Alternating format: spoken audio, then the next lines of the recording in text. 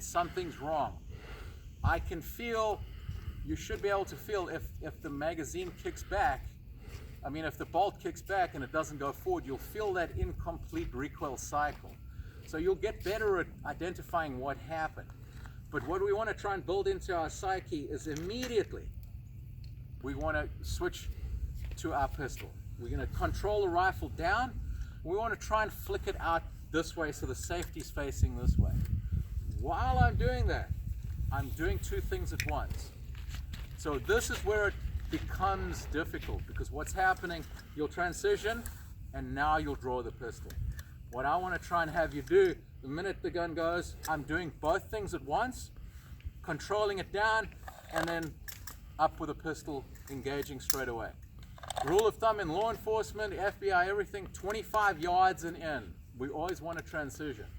If we have to get to cover or anything like that, so be it, but we want to try and make that very fluid. Now, why do we want to have it folded out this way? Well, there's two reasons. Number one, this safety can catch on gear. Now, if the weapon's gone down, that's not a big concern. But often when we're carrying the rifle, we want to try and, especially if it's slung, we want to try and make sure that that safety is not going to catch on our gear. It actually happened to an FBI agent.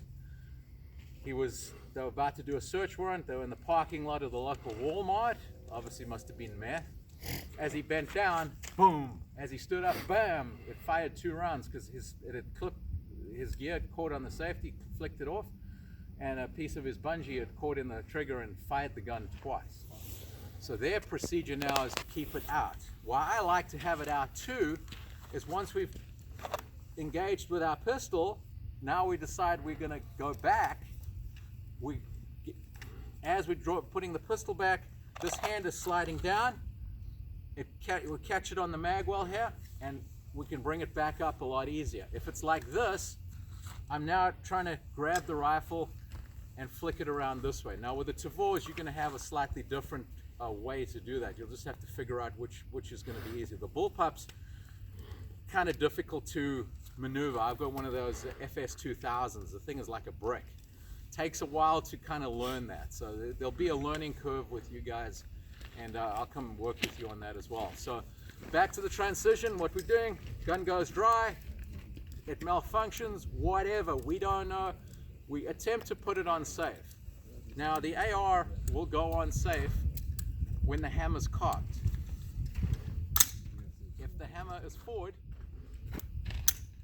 I cannot put it on safe.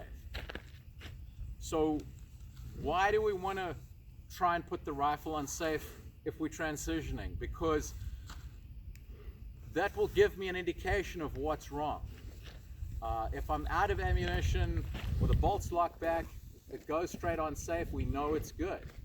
If for some reason I've had a dud round, the gun went click, and now I try and put it on safe, I realize it won't go. While I'm going to my pistol, I already know what kind of a malfunction I'm dealing with, because I felt it didn't go on safe, it wouldn't go on safe. Now I don't know if the Tavor will do that, you'll have to see, we'll figure out. Safety goes on no matter what. We always try to put the safety on, just because A, it's a good habit, especially when we're not in control of this rifle. Even though we know that it's going to be empty or malfunction and it's not an issue then, by trying to put the safety on, it will give us a clue what may have happened to the rifle. It will give us the kind of malfunction it could be. Now once you get back, put the pistol away, you can look and see what you need to do. So we'll always try to put the safety back on.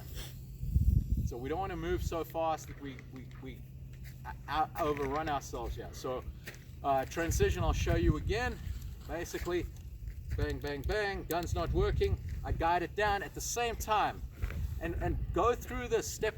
We want to do everything together. At that point, we're not dropping the rifle, then getting our pistol. It's one motion. I'm out and I get everything.